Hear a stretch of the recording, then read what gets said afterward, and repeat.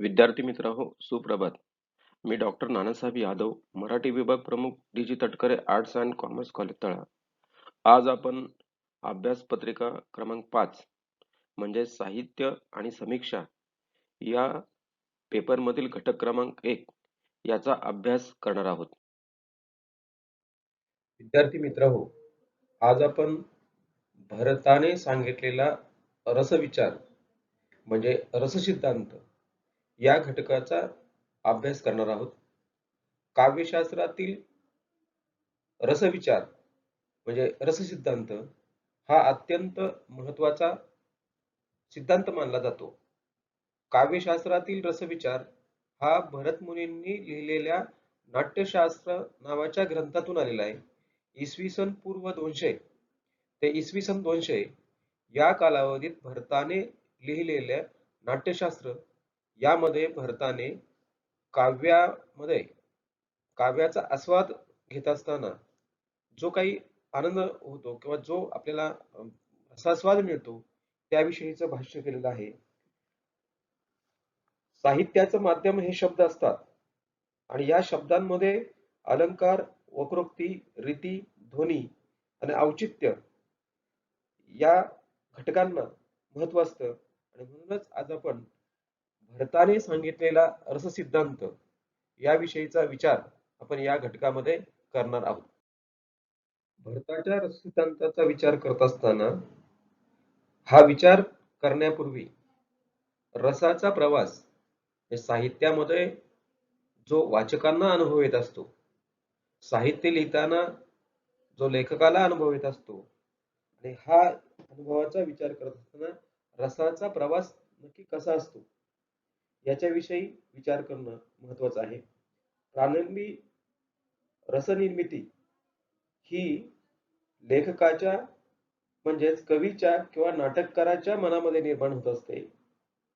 लेखक किंवा कवी जो विषय लिहित असतो, काव्यामध्ये जो विषय मांडत असतो, नाटकामध्ये जो विषय मांडत असतो, तो कित्येक दिवस त्याच्या डोक्यामध्ये तो विषय घोळत असतो.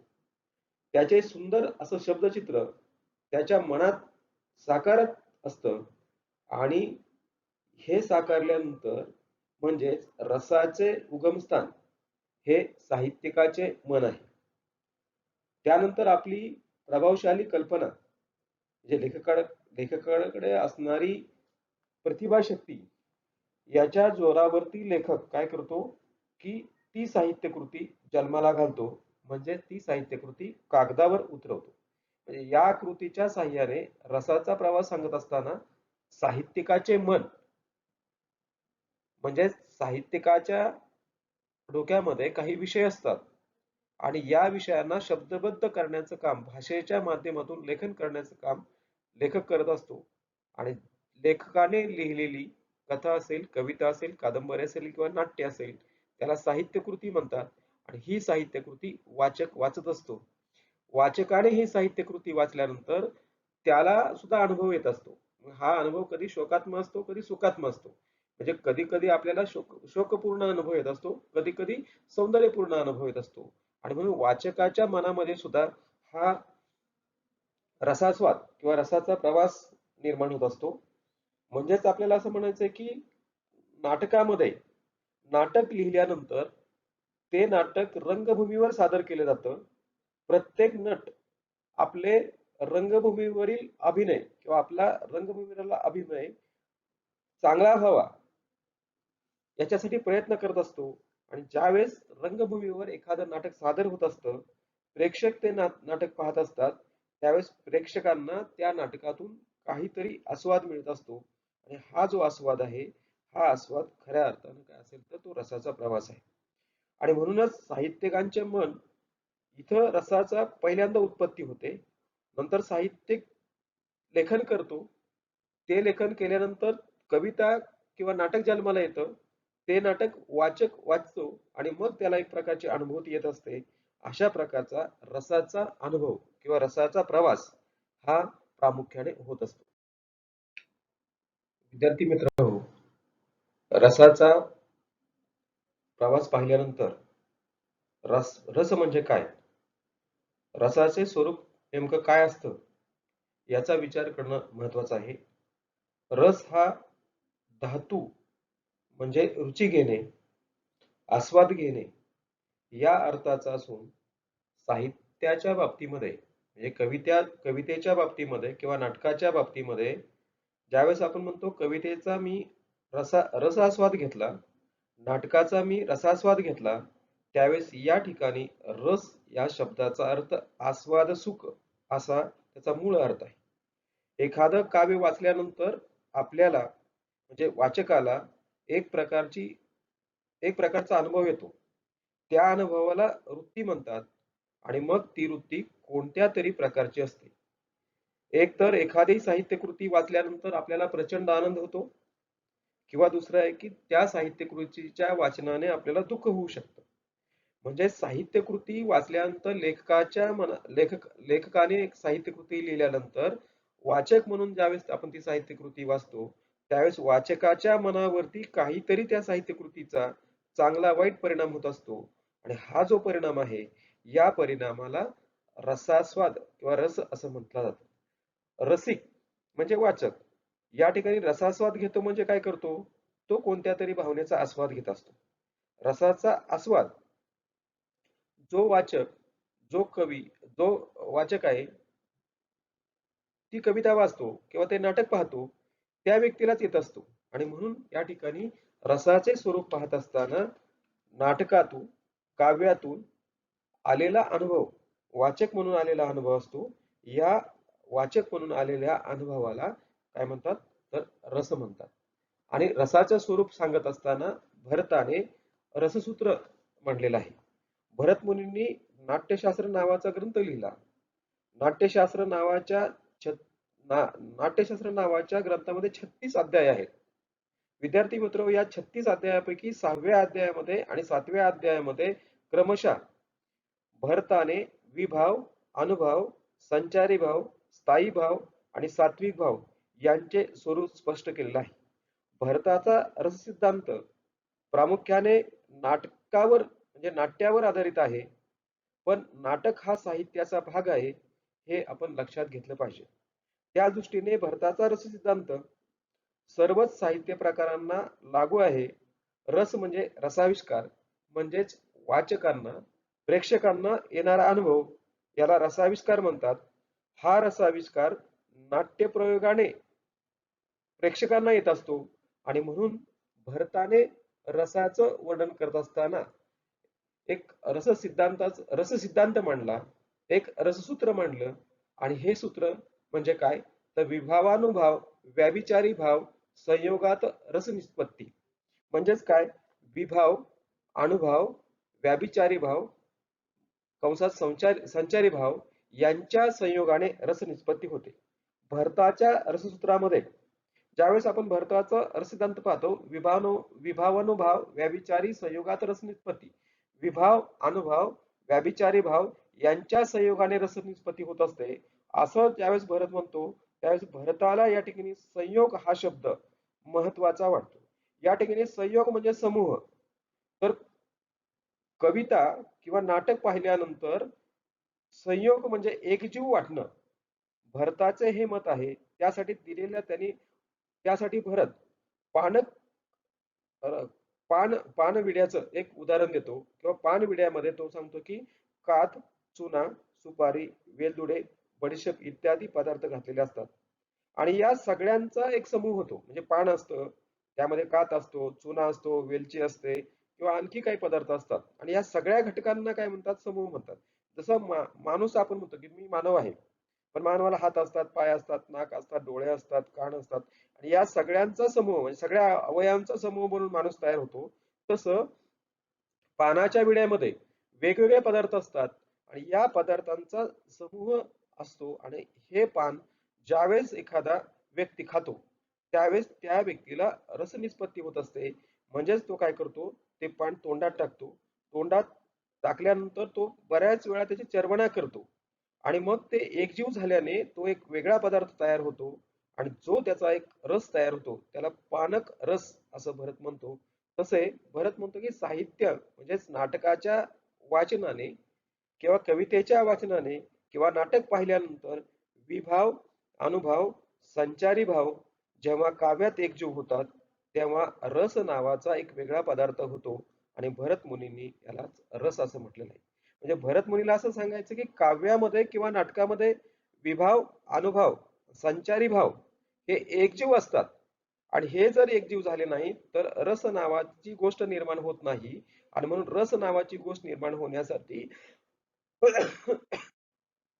कवितेमध्ये किंवा नाटकामध्ये विभाव, अनुभव आणि संचारी भाव यांना एकत्र किंवा यांचा संच असणं, हे एकजीव असणं हे अत्यंत महत्वाचे आहे. हे आपण लक्षात घेतलं पाहिजे.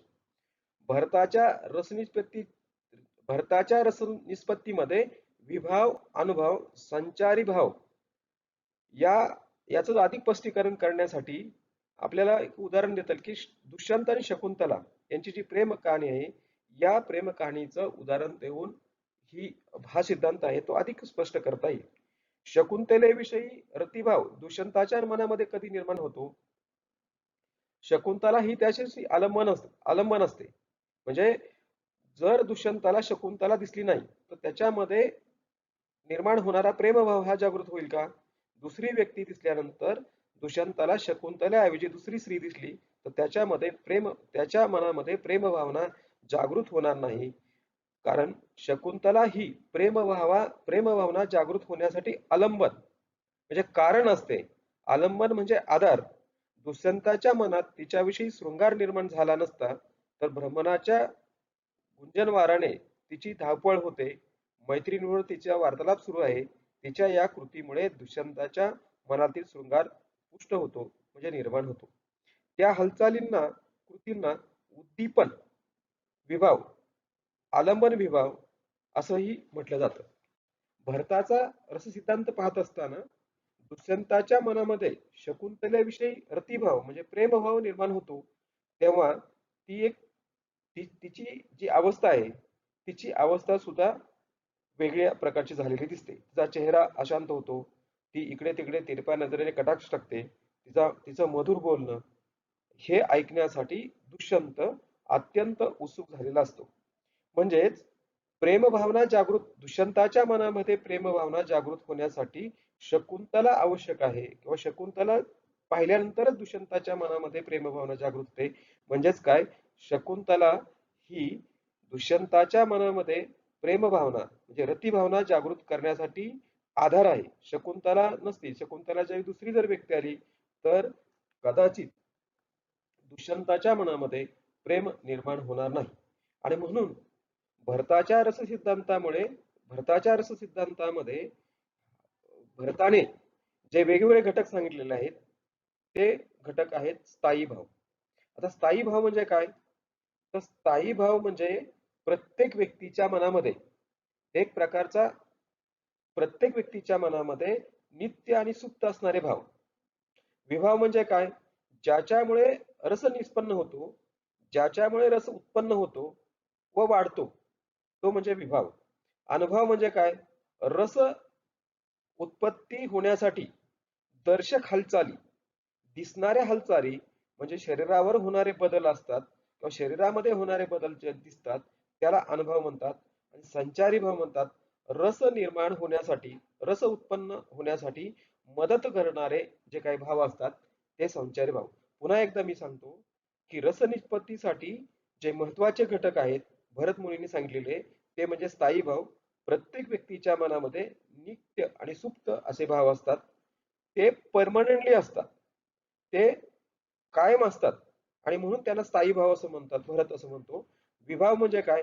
ज्याच्यामुळे रस उत्पन्न होतो, ज्याच्या कारणामुळे रस उत्पन्न होतो त्याला विभाव म्हणतात. अनुभव म्हणजे काय? रस निष्पत्ती होण्यासाठी शरीरावरच्या हालचाली किंवा जे होणारे बदल आहेत ते बदल म्हणजे अनुभव. संचारी भाव म्हणजे काय? रस निर्माण होण्यासाठी मदत करणारा स्थिर भाव. विद्यार्थी मित्र हो, रसनिष्पत्तीचे घटक सांगत असताना भरत मुनींनी रस निर्माण होत असताना तो कसा निर्माण होतो याचं भाष्य करत असताना भरत मुनी सांगतो की रसाची निर्मिती ही 4 घटकांवरती अवलंबून आहे हे 4 घटक म्हणजे स्थायी भाव, विभाव, अनुभव आणि संचारी भाव. या घटकांचा ज्यावेळेस आपण विचार करतो त्यावेळेस स्थायी भाव म्हणजे काय, तर प्रत्येक माणसाच्या मनामध्ये जे स्थिर भाव म्हणजेच मनोविकार असतात, जी स्थिर प्रकारची चित्तवृत्ती असते, त्या गोष्टीला भरत मुनी स्थायी भाव असं म्हणतो. स्थायी भावाचं चांगलं उदाहरण द्यायचं असेल तुम्हाला, तर आपल्याला म्हणता येईल की आपल्या मनामध्ये एक स्थिर प्रकारचे भाव असतात आणि हे स्थिर प्रकारचे भाव किती असतात याचं उत्तर देत असताना भरत म्हणतो की प्रत्येक माणसाकडं 8 प्रकारचे स्थिर भाव असतात. हे भाव माणसाच्या ठिकाणी असतात, पण याची उत्पत्ती किंवा याची उत्पत्ती किंवा याची निर्मिती होत असताना तशा प्रकारचं कारण घडावं लागतं. जसं एखादं बीज मातीमध्ये रुजल्यानंतर त्याचा वृक्ष होतो. त्या वृक्षाला परत फुले येतात, फळे येतात आणि शेवटी ते फळ रसरूप बनतं. तसं स्थायी भाव शेवटी रसात त्याचं रूपांतर होतं असं विश्वनाथ म्हणतो. म्हणजे विश्वनाथाने रसाचं महत्व सांगत असताना बीजाचं म्हणजे बियाचं उदाहरण देऊन तो सांगतो की बियामधून वृक्ष तयार होतो. या वृक्षाला परत फळे येतात, परत या फळांचा रस होत असतो किंवा रसरूपात त्याचं रूपांतर होत असतं. तसं कवितेच्या वाचनाने हे लेखक कविता लिहितो, कवी कविता लिहितो, नाटककार नाटक लिहितो. पण हे नाटक लिहित असताना त्याच्या मनामध्ये एक प्रकारचा रसाची निर्मिती होत असते आणि हे रसाचं स्वरूप आहे हे वाचकाने कविता वाचल्यानंतर किंवा नाटक पाहिल्यानंतर त्याला देखील एक प्रकारचा रसास्वाद निर्माण होतो. रती, हास, उत्साह, विस्मय, जुगुप्सा, भीती, क्रोध आणि करुणा हे भरताने 8 प्रकारचे स्थायी भाव सांगितलेले आहेत. आणि या 8 प्रकारच्या स्थायी भावांना भरत सांगतो की नाट्य पाहत असताना किंवा नाटक पाहत असताना नाटकाचा आस्वाद घेत असताना या या 8ही भावांना प्रचंड असं महत्व असतं. म्हणून स्थायी भावाचं स्वरूप पाहत असताना विद्यार्थी मित्र हो 8 प्रकारच्या जोड्या आपल्याला भरताने सांगितलेल्या आहेत. त्यापैकी शृंगार शृंगार म्हणजे रती, क्रोध रौद्र, वीर उत्साह, बिभित्सा जुगुप्सा, हास्य हास, करुण शोक, अद्भुत विस्मय, भयानक भय अशा प्रकारच्या 8 प्रकारच्या जोड्या भरत मुनी सांगतो. आणि मग भरत मुनी सांगतो की एखाद्या नाटकाचा आस्वाद नाटक पाहिल्यानंतर प्रेक्षक म्हणून ज्यावेळेस आपल्याला येत असतो त्यावेळेस या 8 प्रकारचे स्थायी भाव आहेत. हे 8 प्रकारचे स्थायी भाव त्याला मदत करत असतात. जर आपल्याकडं हे 8 प्रकारचे स्थायी भाव नसतील तर नाटकाचा आस्वाद नाटकाचा अनुभव आपण घेऊ शकत नाही. आणि म्हणून भरताने प्रत्येक व्यक्तीकडे 8 प्रकारचे स्थायी भाव असतात. हे स्थायी भावाचं स्वरूप सांगत असताना तो सांगतो की हे 8 प्रकारचे स्थायी भाव कविता वाचल्यानंतर आपल्याला जो अनुभव येतो म्हणजे एखादी कविता वाचल्यानंतर आपल्याला शृंगाराची अनुभूती येण्यासाठी प्रेमाची अनुभूती येण्यासाठी आपल्याकडे मुळात शृंगार भाव अपेक्षित असतं. एखादा प्रसंग पाहिल्यानंतर आपल्या मनामध्ये क्रोध असतो, पण तो क्रोध त्या प्रसंगाने उत्पन्न होत असतो. म्हणजेच या ठिकाणी काय भरत मुनी सांगतो एखादं नाटक पाहिल्यानंतर आपल्याला एक तर आनंद प्राप्ती होऊ शकते किंवा शोक प्राप्ती होऊ शकते. हा जो अनुभव आहे हा अनुभव मिळण्यासाठी भरताने जे सूत्र मांडले विभावानुभाव व्याभिचारी संयोगात रस निष्पत्ती हे वर्णन करत असताना स्थायी भावाचं वर्णन करत असताना भरताने 8 प्रकारचे स्थायी भाव सांगितले. पुढचा जो भरत मुनी जो महत्वाचा घटक मानतो तो विभाव. विभाव म्हणजे काय, तर ज्या कारणामुळे व्यक्तीच्या ठिकाणी भाव उत्पन्न होतो त्याला विभाव म्हणतात. विभाव या शब्दाचा अर्थ काय, तर ज्ञान करून देणं, प्रकाश पाडणे. आणि विभाव हे वाचिक, अंगिक, सात्विक अशा प्रकारचे विभाव असतात. आणि अभिनयामुळे हे विभाव या विभावाची प्रचिती असते. विभाव हा शब्द जो आहे या शब्दाचं मी मगाशी सांगितलं की ज्ञान करून देणं, प्रकाश पाडणे. आणि हे विभाव वाचिक, अंगिक, सात्विक अशा 3 प्रकारच्या अभिनयामुळे प्रेक्षकांना याचा आस्वाद घेता येतो. अभिनयाच्या माध्यमातून स्थायी भाव आणि संचारी भाव व्यक्त केले जातात. याला लोकव्यवहारामध्ये कारण असे म्हटले जाते. तेच नाटकामध्ये विभाव होतात. लोकव्यवहारात ज्याला आपण कार्य म्हणतो, त्याला अनुभव असं म्हणतात. ज्या कारणामुळे भाव उत्पन्न होतो, ज्या कारणामुळे भाव उत्पन्न होतो, त्याला विभाव म्हणतात. आणि विभाव हे स्थायी भावांना असा आस्वाद योग्य बनवतात. असं ज्यावेळेस भरतमुनी म्हणतो, त्यावेळेस कोणताही स्थायी भाव एखाद्या पात्राच्या मनामध्ये निर्माण होतो, त्यावेळेस त्या ठिकाणचं जे चित्रण आहे किंवा प्रसंग आहे, तो प्रसंग सुद्धा महत्वाचा आहे. उदाहरणार्थ, प्रियकर प्रियसी यांची भेट होत असताना ती कुठं व्हावी, त्यांच्या मनामध्ये कोणत्या प्रकारचा शृंगार निर्माण होतो, हे विभावाने आपल्या लक्षात येते. आणि प्रियकराच्या मनामध्ये प्रियसी आल्यानंतर जो भाव निर्माण होतो, म्हणजे प्रियकराच्या दृष्टीने प्रियसी ही आलंबन असते. जर प्रियसी दिसली नाही, तर त्याच्या मनामध्ये भाव उत्पन्न होणार नाही. आणि म्हणून आलंबन विभाव म्हणजे ज्याच्यावर अवलंबून असतात. उदाहरणार्थ, दुष्यंताला शकुंतला दिसल्याशिवाय दुष्यंताच्या मनामध्ये प्रेमाची जागृती किंवा प्रेमाचा अनुभव हे निर्माण होणार नाही. किंवा कचाला देवयंती दिसल्याशिवाय किंवा हिराला रांझा दिसल्याशिवाय त्याच्या मनामध्ये प्रेम भावना जागृत होणार नाही.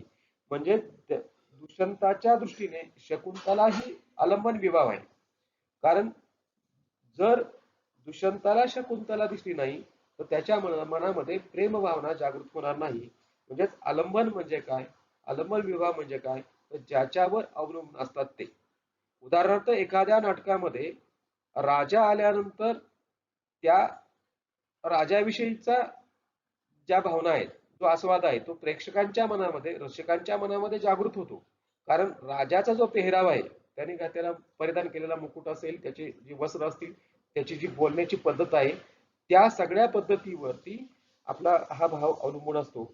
आणि मग राजा आल्यानंतर वाजणारं संगीत आहे, तिथल्या आसपासचा जो परिसर आहे, त्या परिसराचं सुद्धा तशा प्रकारचं चित्रण केलं जातं. आणि म्हणून उद्दीपन विभाग याला देखील महत्वाचा स्थान भरतमुनी देतो, की ज्याच्यामुळे निर्माण होण्यास अन्य परिस्थिती कारणीभूत असते. आता उदाहरणार्थ, शकुंतला आणि दुष्यंत ज्या ठिकाणी भेटतात, त्या ठिकाणची आजूबाजूची परिस्थिती आहे, ही परिस्थिती सुद्धा त्यांच्या प्रेमभावनाला पोषक ठरते. उदाहरणार्थ, वसंत ऋतूतील मोहक सौंदर्य दृष्टी. वसंत ऋतूमध्ये जी काही छानपैकी सृष्टी सौंदर्य असतं, त्या सौंदर्यामुळे आपल्याला आनंद प्राप्ती होते. आणि अशा या आनंद प्राप्तीमध्ये प्रियकर प्रेयसी ज्यावेळेस भेटतात, त्यावेळेस त्यांच्या मनामध्ये प्रेम हे अधिक जागृत होतं किंवा अधिक त्याची परिपोष होत असतो. त्यानंतर कोकिळेचा होणारा कुहू आवाज, आंब्याच्या पानाचा होणारा आवाज, तलावातील पाणी, चांदणं, नौकाविहार, हे सगळे गोष्टी आहेत.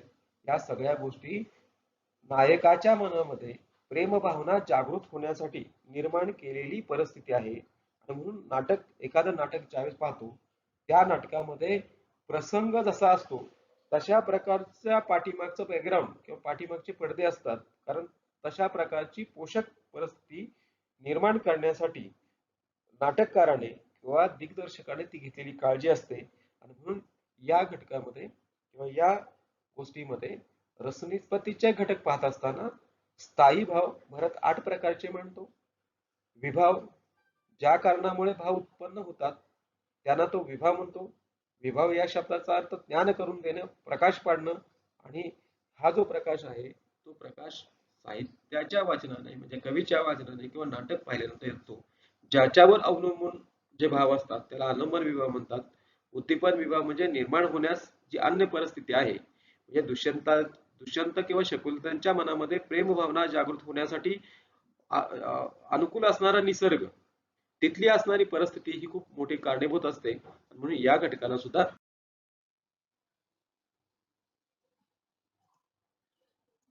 स्थायी भावाचं स्वरूप पाहिल्यानंतर अनुभव म्हणजे काय याचं स्पष्टीकरण देत असताना कोणत्याही भावना साहित्यामध्ये जिवंत करायची असेल तर उद्दीपन विभावांचे नायकांच्या मनावरती व देहावरती काय परिणाम होतात याचे वर्णन केले पाहिजे. नायक किंवा नायिकेच्या मनातील भावना व्यक्त करणारे शरीरावरील बदल म्हणजे अनुभव. कोणत्याही भावना साहित्यात जिवंत करायचे असतील तर उद्दीपन विभावांना प्रचंड महत्व आहे. नायक किंवा नायिकेच्या मनामध्ये जे काही विचार चाललेले असतात त्या विचारांचा प्रभाव त्यांच्या शरीरावर तशा प्रकारचे बदल दिसतात. उदाहरणार्थ मी मगाशी उदाहरण दिलं होतं तुम्हाला की दुष्यंत आणि शकुंतला.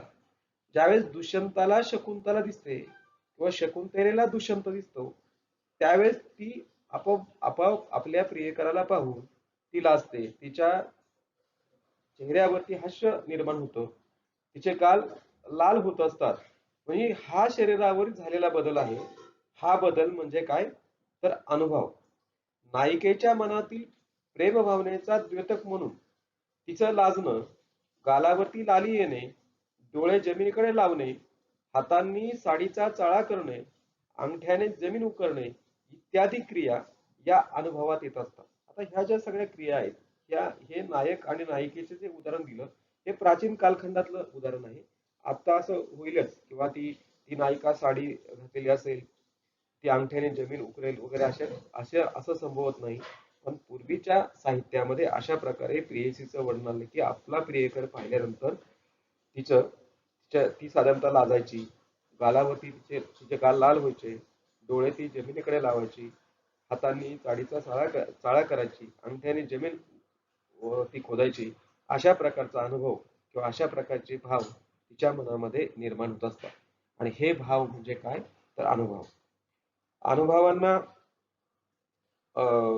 महत्वाचं स्थान देत असताना भरत मुनी असं म्हणतो की स्वेद, रोमांच इत्यादी सगळे जे भाव आहेत ते शरीरावर जशा प्रकारचा अनुभव येत असतो तशा प्रकारचे हे भाव जागृत होत असतात. आणि म्हणून या ठिकाणी अनुभव याचं वर्णन करत असताना अनुभव हे 4 प्रकारचे असतात असं भरत मुनी सांगतो. अंगिक असतात, वाचिक असतात, सात्विक असतात. अशा प्रकारचे अनुभव हे शरीरावरील बदल, शरीरामधील हालचाली या भावांचा समावेश हा अनुभवामध्ये होत असतो. उदाहरणार्थ आपल्याला घाम येणं, अंगावर काटा निर्माण होणं, स्वरभंग होणं, कंप निर्माण होणं, अश्रू येणं या सगळ्या ज्या क्रिया आहेत या सगळ्या सात्विक भावामध्ये जरी मोडत असल्या तरी या सगळ्या क्रिया आहेत ह्या अनुभव आहेत. म्हणजे एखादं नाटक पाहिल्यानंतर म्हणजे नटसम्राट नाटक पाहिल्यानंतर प्रेक्षकांना जो अनुभव येतो तो काय असतो की वृद्धांच्या समस्या पाहून आपल्या डोळ्यामध्ये पाणी येतं किंवा एखादी सुंदर अशी कविता आपण वाचल्यानंतर त्या कवितेमधील जे काही प्रेमाचं वर्णन आहे ते प्रेमाचं वर्णन पाहिल्यानंतर आपल्या अंगावरती एक प्रकारचा रोमांच उभा राहतो, एक प्रकारचा काटा येतो. अशा प्रकारचा जो काही गोष्ट आहे त्या गोष्टीला भरत मुनी अनुभव असं म्हणतो.